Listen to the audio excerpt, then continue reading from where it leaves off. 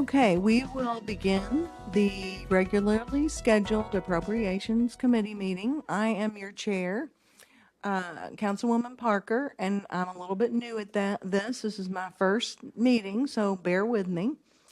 And I am joined by Councilwoman Raymond, who's sitting next to me. And we are also joined in chambers by, looks like pretty much everybody is here. Councilwoman Barbara Shanklin, Councilman Joseph, Councilman Dan Syme, Councilwoman Jennifer Chappell, and we do have a quorum. So it is January 22nd, and it's approximately 3:05 p.m. So this meeting is being held pursuant to KRS 61.826 and Council Rule 5.a. And do we need to read the virtual disclaimer? Okay. So, Clerk, would you like to read the first item of business? Item 2, appropriating $3,000 from District 5 Neighborhood Development Funds to Brightside to hire a landscaper to provide plantings and maintenance for the Portland Gateway, care of Portland Now Incorporated at 22nd Street and Portland Avenue, read in full.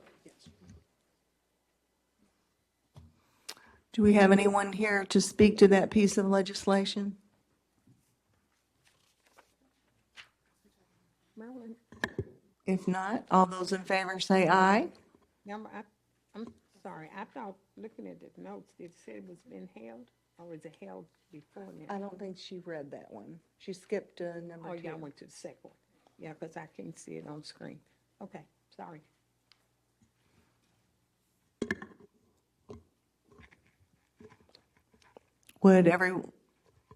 Can we have ayes and nays? Hey, Oh, excuse me. I need a motion and a second. Move to, I'm not up to. Second. Perfect. Now we can do ayes and nays.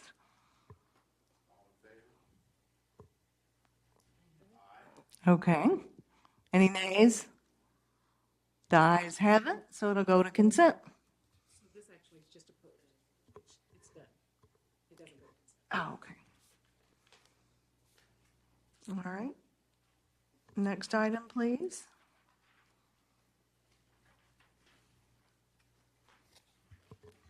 Item 4, appropriating $1,500 from District 9 Capital Infrastructure Funds to Public Works for sidewalk repair at 36 Eastover Court, read in full. second. Is there anyone to speak to it?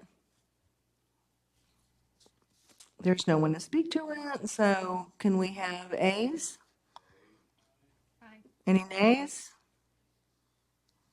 Okay, this item passes. Can we skip for just a second? We need a speaker, and she's not in here, so if you skip over, we'll come back to it. Okay, we are going to skip item number 5 since the appropriation is over 5,000, and we'll see if we can get a speaker.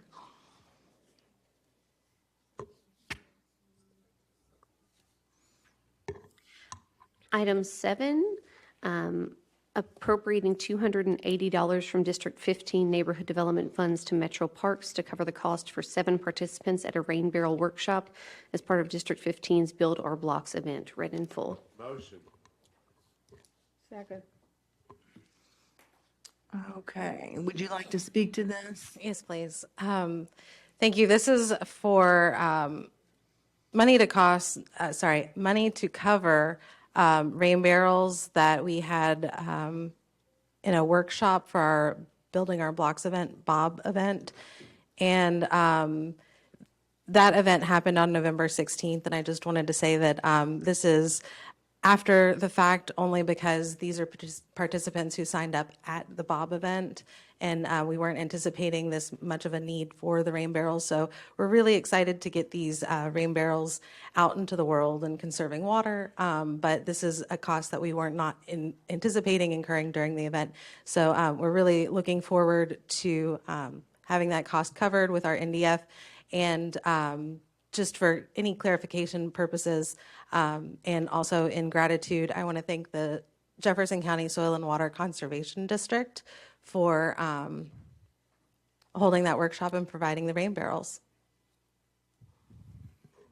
Okay, just a few comments here. Typically, per our policies and procedures, we do not do reimbursements. So I would like for our county attorney representative to weigh in just for a few seconds. Catherine Goodwin, Assistant Jefferson County Attorney. Per your policies and procedures, it's up to your discretion, the committee's discretion, on whether you want to hear reimbursements. The language of the policies and procedures states that the council district should submit the request before commitment of the funds and before the event takes place, if possible.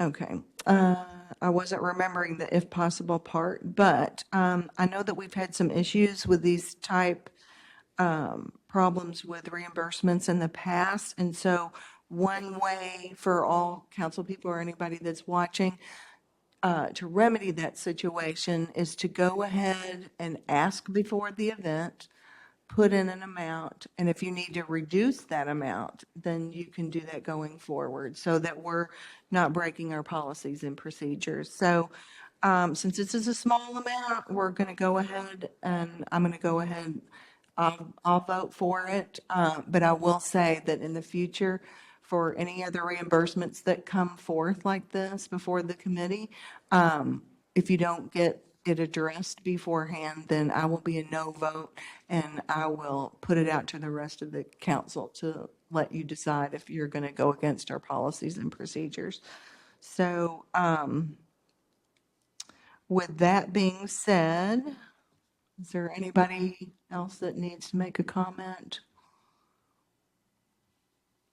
Okay, so do we have ayes? Aye. Do we have nays? Okay, this legislation passes. Reading. Pardon? Oh, okay. So can we address item number 5? Yes, thank you. My name is Jasmine Presley, oh, sorry. Item 5, appropriating $5,380 from District 9 Capital Infrastructure Funds to Public Works for sidewalk repair at 134 Stoll Avenue, read in full. Motion. You're on. Okay, thank you. My name is Jasmine Presley, Legislative Assistant to Councilman Owen, District 9. These funds will be used to repair a cracked and uneven sidewalk at 134 Stoll Avenue. It's been raised due to tree roots and creating a safety hazard. And so funds will be transferred to Public Works to improve public safety. All right. Any comments? All those in favor say aye. Aye. Disfavor say nay. Okay, it passes. Next item. Item 8, an ordinance appropriating $2,000 from neighborhood development funds in the following manner. $2,000 from District 21 through the Office of Management and Budget to the Louisville Community Design Center, Inc. for costs associated with the Lucille Leggett Neighborhood Institute, read in full. Motion. Is there anyone here to speak to that? Yes. Hello. My name is Ashkan Rezai. I'm a legislative aide for District 21. The Lucille Leggett Neighborhood Institute is all about teaming up with community members to spark positive changes in their communities. This April, they're starting their 12-week annual leadership program that's designed to empower individuals to enhance their neighborhoods through grassroots efforts. Participants will learn about the importance of working together and partnering with their elected officials to make their neighborhoods better. Their focus is making change at individual level rather than relying on top-down approach. Topics that they cover include community development, spreading your message, building consensus, navigating power structures, dealing with public sector issues, strategic planning, zoning, and land use. While they focus on South and West Louisville, the communities that have been facing long disinvestments, they will have participants from all 26 districts. And we also have 2 Metro graduates from their program that I think speaks to their accomplishments. It's Councilwoman Jennifer Chappell and Councilor Betsy Rui. They have requested $11,800 to cover personnel costs, program materials, and meals for their workshop. Our office is giving $2,000, and District 15 also has generously agreed to contribute $2,000. So we will ask for the remaining. I'm asking for your support to cover the rest. Thank you. Okay. All those in favor say aye. Oh. Okay.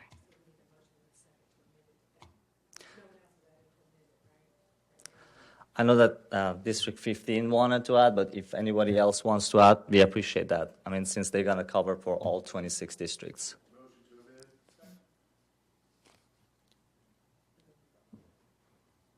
Okay. All those in favor of the amendment?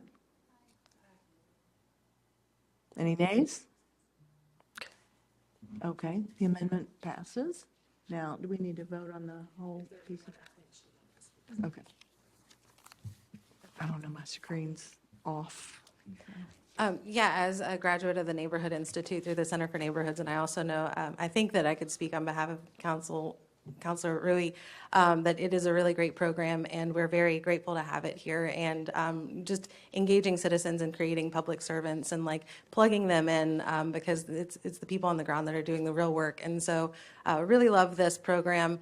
And most of the reason that I'm talking right now is because I love this program so much. I do serve as a board member for the Center for Neighborhoods, and I'm letting that known, but I've been told that I am allowed to vote on this matter.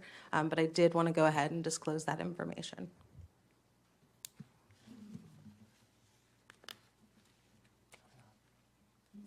Thank you. All right, so we're ready to vote on the entire ordinance? Okay, so can we have a roll call vote?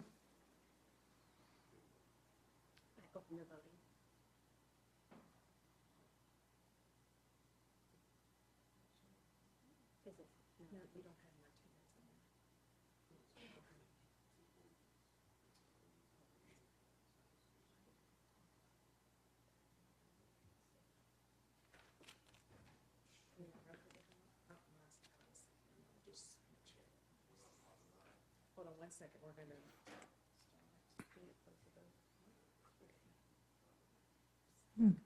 Yeah, I'm seeing some votes. Yeah, it wasn't. Councilwoman. Councilwoman Chamberlain? Councilwoman Would you like to vote? Barbara? Is that, Will you turn on your mic for us? Sorry. I said, can she vote if she's on the board, or is the board on a different district? Because I didn't understand her. Jennifer? can you explain your rationale for being, what you were told that you were allowed to vote one more time?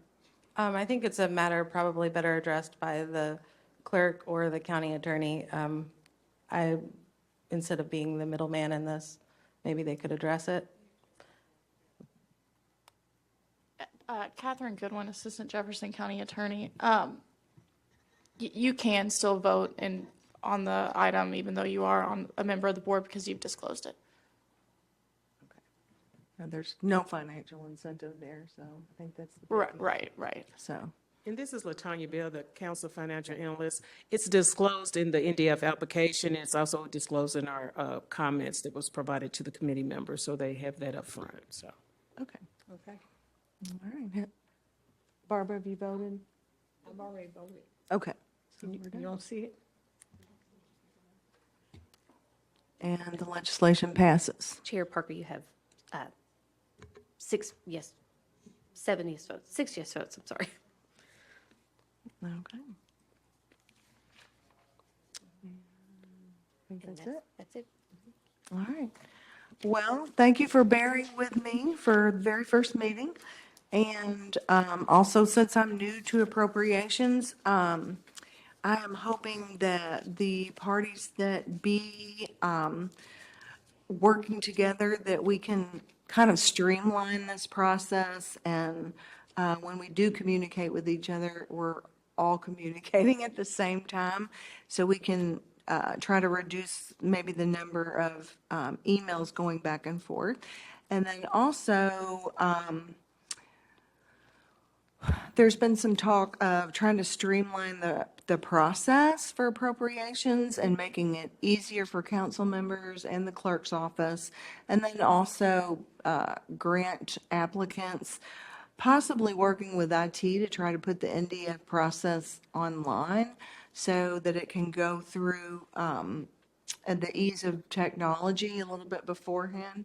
And so the applicant, instead of going back to the legislative assistant and the clerk's office 4 or 5 times before we get it right, they can actually see for themselves online what they need to upload and where they are in the process. So I think with that being said, we've gone through all of our legislation and we are adjourned.